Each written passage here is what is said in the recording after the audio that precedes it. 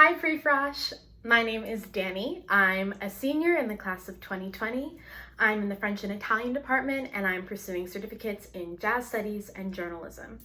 So when I first auditioned for jazz ensembles at Princeton, I really felt like I was honestly going kind of out on a limb because I thought that being in jazz ensembles was something really only that music majors did. But once I joined a jazz ensemble and it became a huge part of my life, I realized that that totally wasn't the case. And it honestly was probably the best decision that I made at Princeton. A lot of that is because of the dedication and expertise of the teachers and mentors that I met along the way, and the way that they all inspired me to pursue music and to pursue my own independent artistic projects.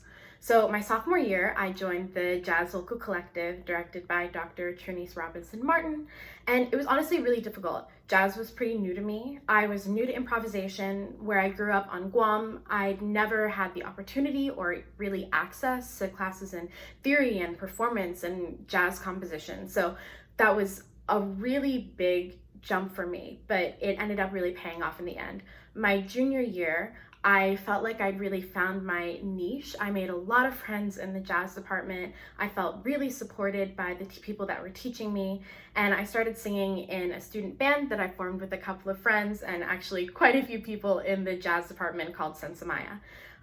So with Sensamaya, we were gigging on campus, performing in front of our friends. We actually performed at lawn parties on the main stage. So lawn parties is so there's one in the fall and there's one in the spring, and we performed at spring lawn parties, and we opened for the main act, a Boogie with a Hoodie. So we were performing in front of hundreds of people, making music and doing the things that we love.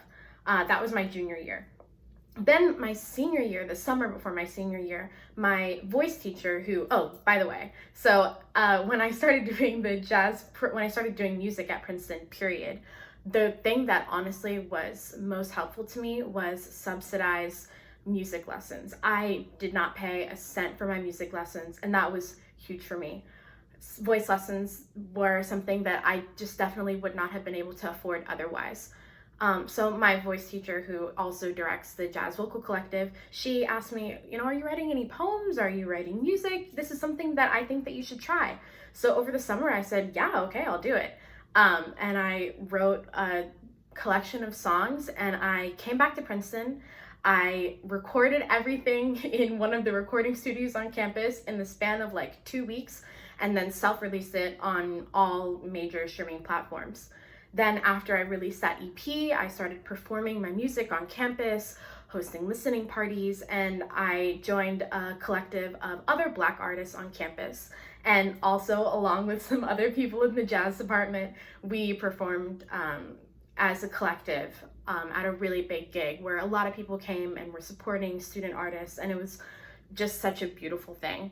And so after Princeton, my plan is to move to Los Angeles. I was awarded a Reach Out Fellowship for a project in music education where I'll be developing and implementing a music education curriculum in a series of Los Angeles after-school programs and public schools. So I'll be teaching them basics in music theory and songwriting and composition and music production that I learned while I was a student at Princeton.